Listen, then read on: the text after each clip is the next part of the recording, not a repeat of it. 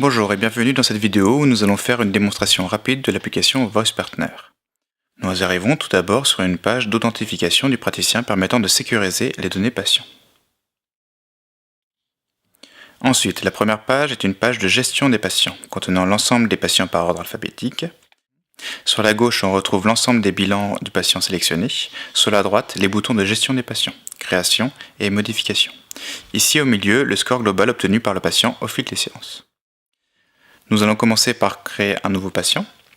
Il faut rentrer les informations de base, nom, Dupont par exemple, prénom Jean, si c'est un homme, une femme, et sélectionner la date de première séance. On sélectionne également la zone concernée par la pathologie en question, et ici on va pouvoir spécifier plus précisément la localisation de la pathologie. Et valider. Nous allons donc sélectionner un patient, Dupont-Jean, et passer à la création d'un nouveau protocole. Ici, nous n'avons pas encore de protocoles qui sont déjà enregistrés. Donc nous allons créer un nouveau protocole. Nous arrivons donc sur le catalogue qui liste les différentes animations à disposition pour la rééducation de l'articulation sélectionnée. Donc nous allons pouvoir sélectionner certains exercices et déjà prévisualiser les exercices en question. Une fois que nous avons sélectionné les exercices qui nous intéressent, nous les ajoutons au protocole.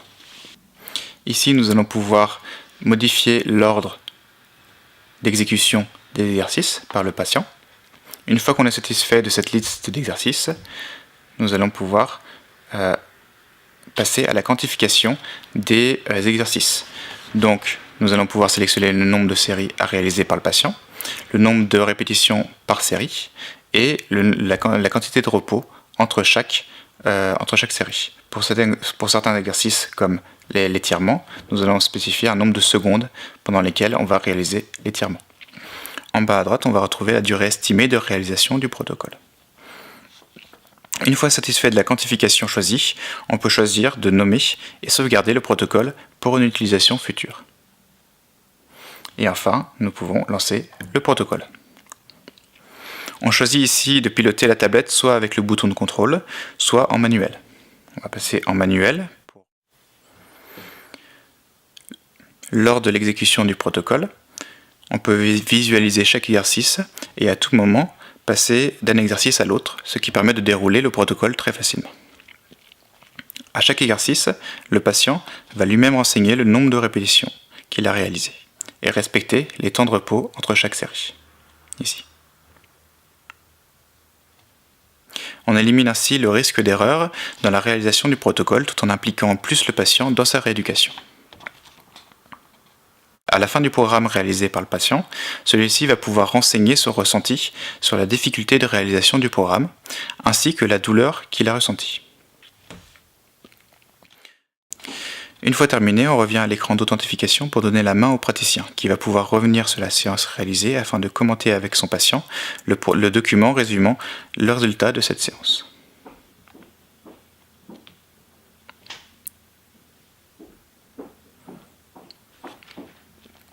Donc on retrouve ici le pourcentage d'exercices qui a été réalisé, la difficulté ressentie lors de la réalisation de ce protocole et les douleurs ressenties.